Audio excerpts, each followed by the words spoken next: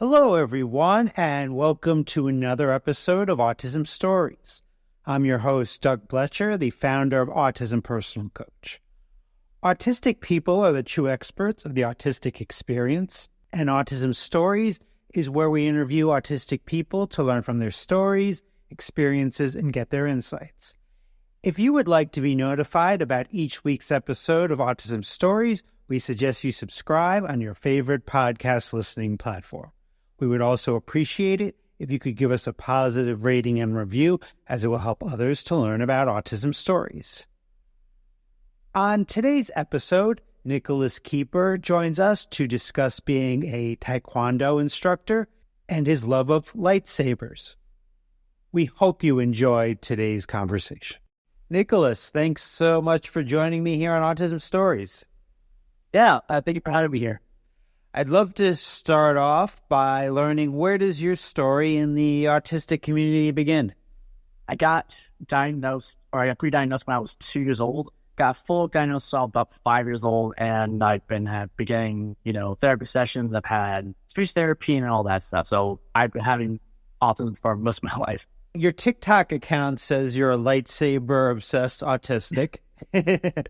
Yeah, pretty much. Yeah, I've been obsessed with like Star Wars and lightsabers for as long as I remember. So I have like a whole wall just of lightsabers. So yeah.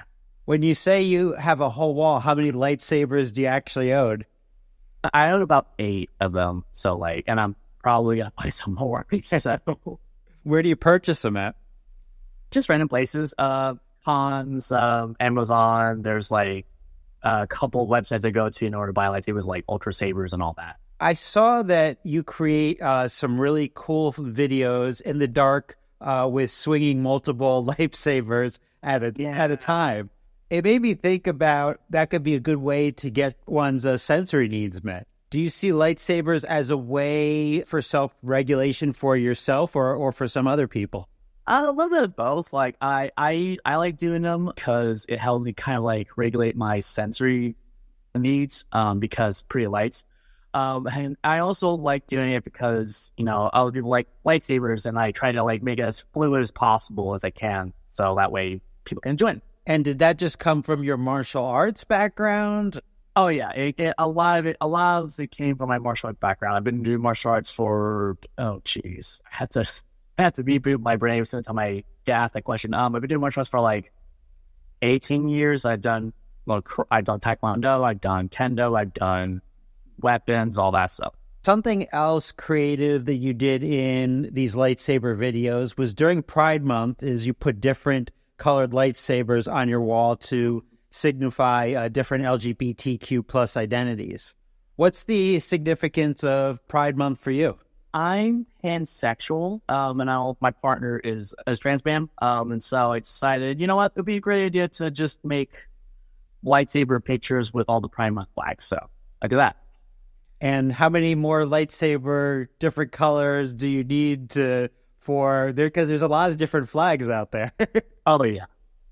Well, the good thing is that a lot of my lightsabers, except maybe 3, can change different colors, so I can make blue lightsabers, red, orange, try and match it to any of the pride flags. Beyond your lightsabers, we were just talking about that, but martial arts seems to be a passion for you, because I believe in 2013 you received your black belt.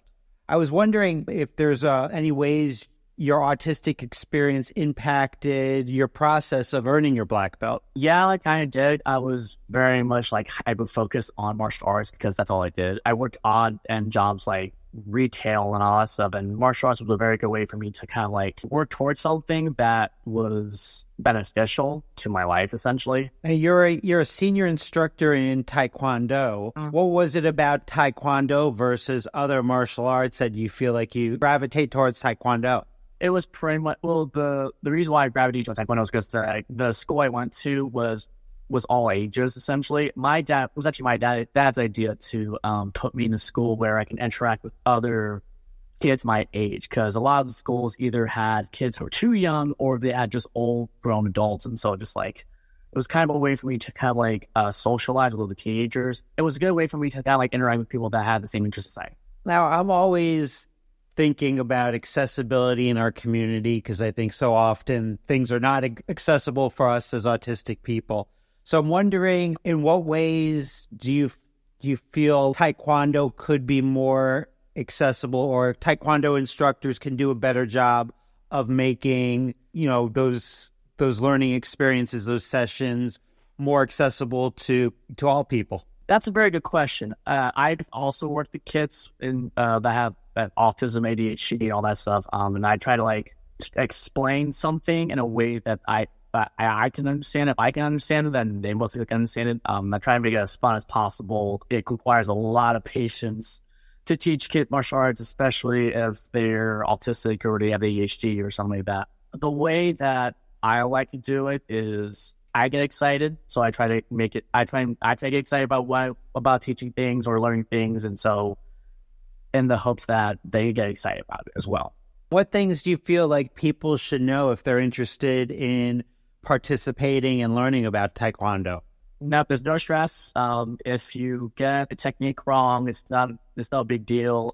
Just go at your own pace. The way the bell system works is that we try to give them check marks, and so the check marks are tasks that they do at home. So things like clean your room, wash your dishes.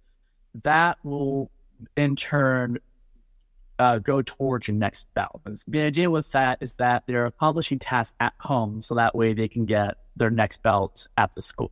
And obviously, of course, you have to come to school. You have to come to Taekwondo at least twice a week. And so that way you can get the techniques right, you get your check marks, you get your medals, ribbons, and all that stuff. So it's a lot of fun.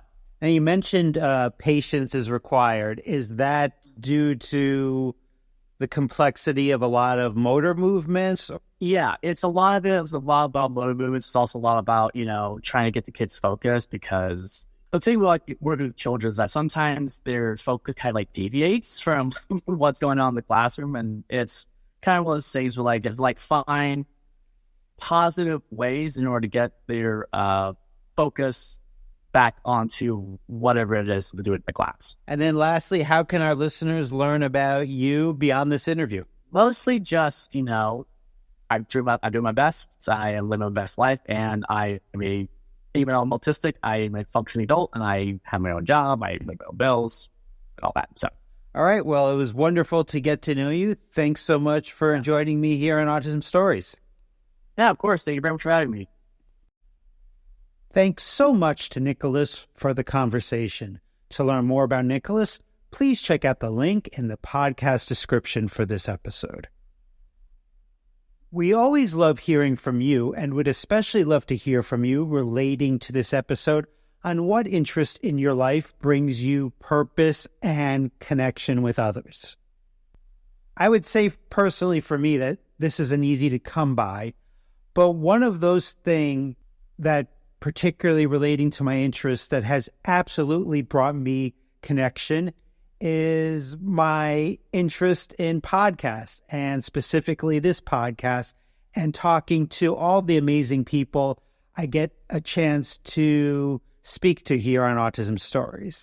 I truly love to learn about the diverse experiences that so many of us as autistic people have, as it helps me to better understand my own autism. I'd also like to think that the diversity of so many different autistic voices on this platform helps to contribute to a more inclusive and accurate representation of autism in the media. Did you know Autism Personal Coach provides neurodiversity affirming support by autistics for autistics? We empower autistic adults and teens to lead self-directed, purpose-driven lives through our customized life coaching and community groups. Our distinct approach prioritizes each client's unique goals and preferences, fostering a sense of agency and promoting self-advocacy. Our coaches work collaboratively with clients to develop personalized strategies and tools that can help with executive functioning, emotional regulation, relationship building, stress management, and much more. We also support parents and partners of autistic people by providing insights and guidance to bring communication, to bridge communication gaps, and nurture mutual understanding. With our accessible remote services, people from any location can receive the assistance and mentoring they need. Join us today to experience judgment-free coaching rooted in empathy, expertise, and respect for autistic identity. Until next time, I'm Doug Bletcher of Autism Personal Coach. Talk to you then.